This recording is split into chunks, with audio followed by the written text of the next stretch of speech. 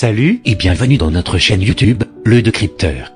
Alors, asseyez-vous confortablement sur votre siège et écoutez bien ce que je vais vous dire. Je suis une personne qui s'est renseignée des faits et qui a pour mission de décrypter la situation du monde actuel. Aujourd'hui, on va bien sûr discuter de l'actualité, donc du pandémie actuelle qui est en train de ravager le monde. Le Covid-19.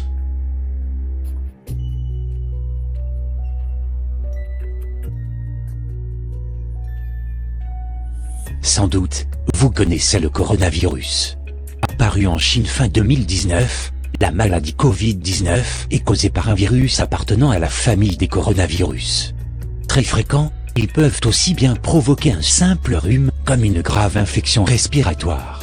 Il se propage très facilement et est parvenu à infecter plus de 2 millions de personnes et a provoqué près de 150 000 morts. Cependant, un chercheur nommé le professeur Didier Raoult a expérimenté un médicament appelé la chloroquine. Ce médicament anciennement connu sous le nom de Nivaquine ou de Plaquenil ont été utilisés par la population mondiale pendant plus de 30 ans. Ils sont plus même utilisés en Afrique, dans certains pays tropicaux comme le Sénégal, la Guinée, où les maladies infectieuses sont assez fréquentes. Mais, qui est Didier Raoult? Comme vous le savez tous, Didier Raoult est né en 1952. Son père était médecin militaire, et lui aussi. Après son baccalauréat, il s'est tourné vers les études de médecine. Pour juste vous rappeler, sa thèse portait sur les maladies infectieuses. Tout au long de sa carrière, Didier Raoult a occupé plusieurs fonctions dans le domaine de la santé. Il a été président de l'Université de la Méditerranée, ex-Marseille 2, entre 1994 et 1999. Entre 2008 et 2017, il a travaillé sur des instituts et unités de recherche à Marseille et à l'Université Cheikh Anta Diop de Dakar.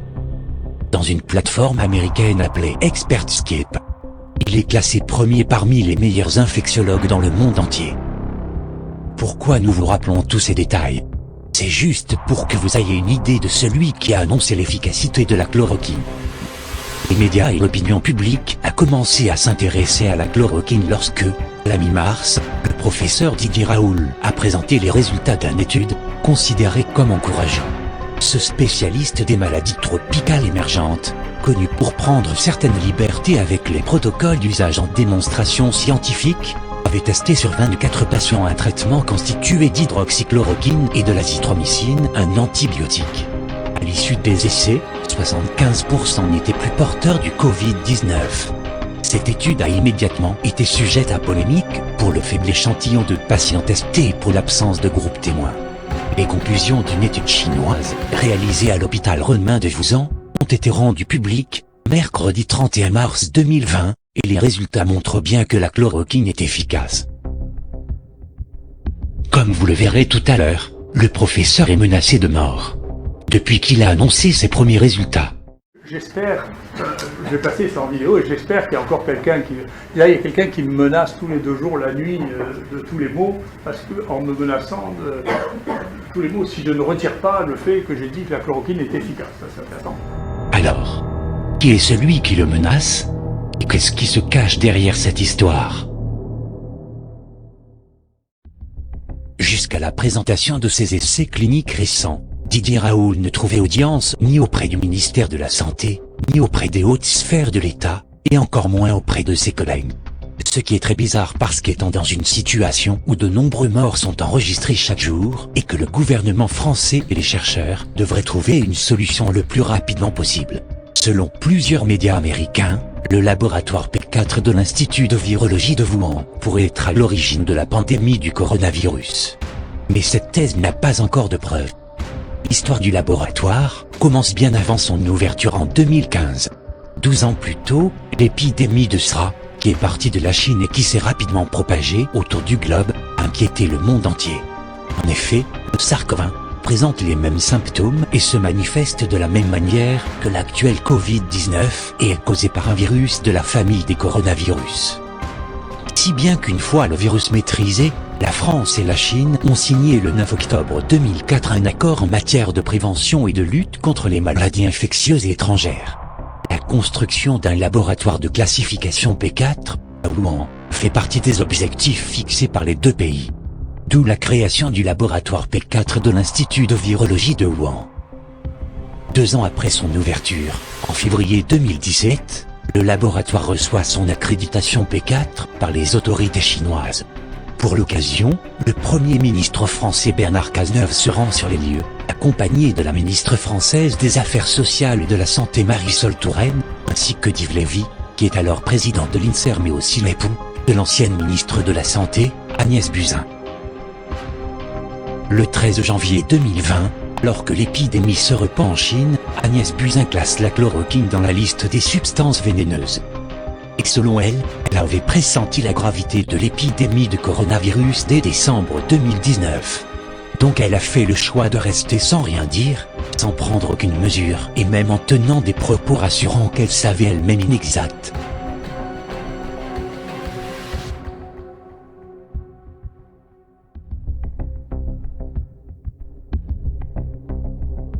Jusque-là, les déclarations du professeur Didier Raoult sont battues en brèche par une armée de professeurs, de médecins, en particulier ce parisien.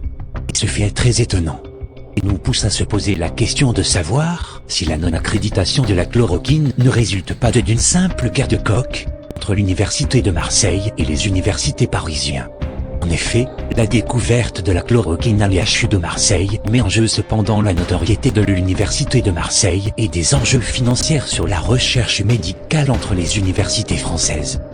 Ce qui est aussi bizarre, l'Agence nationale de sécurité des médicaments ANSM a averti le 30 mars 2020 que les traitements avec la chloroquine testés contre le Covid-19 pourraient entraîner des effets indésirables graves, et la chloroquine ne doit en aucun cas être utilisée en automédication, ni sur prescription d'un médecin de ville, ni en autoprescription d'un médecin pour lui-même, pour le traitement du Covid-19. L'Agence européenne de la médecine a aussi ajouté que les ordonnances ne doivent pas être données en dehors de leurs utilisations autorisées, et que la chloroquine et l'hydroxychloroquine sont utilisées uniquement dans les essais cliniques ou les programmes d'utilisation d'urgence. Cependant, vu la pression de l'opinion publique, l'OMS a annoncé que la chloroquine sera administrée pour les patients présentant le cas sévère du Covid-19. Les résultats annoncés par l'OMS et les agences sont invraisemblables. Si l'utilisation de la chloroquine peut entraîner des effets indésirables graves, alors pourquoi l'administrer à ceux qui présentent des cas sévères, qui sont entre la vie et la mort? Derrière ces agences que j'ai citées tout à l'heure, se cache de puissants lobbies pharmaceutiques. Il y a une étroite collaboration entre eux. Ce qu'il faut savoir, les pharmacies ne proposent pas directement de trouver une solution rapide face à cette épidémie, mais ils appuient plutôt leurs recherches sur un vaccin et ce qui est sur le long terme.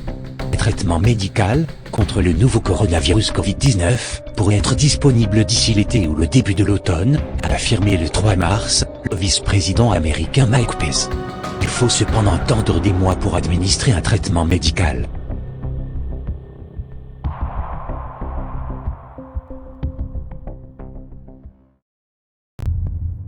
Alors, qu'est-ce qui se cache derrière cette décision?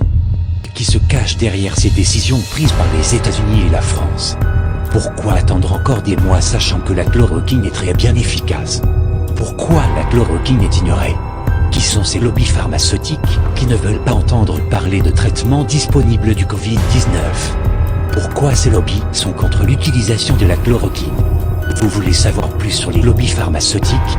Alors, abonnez-vous et lâchez un like, ça sera détaillé dans une nouvelle vidéo.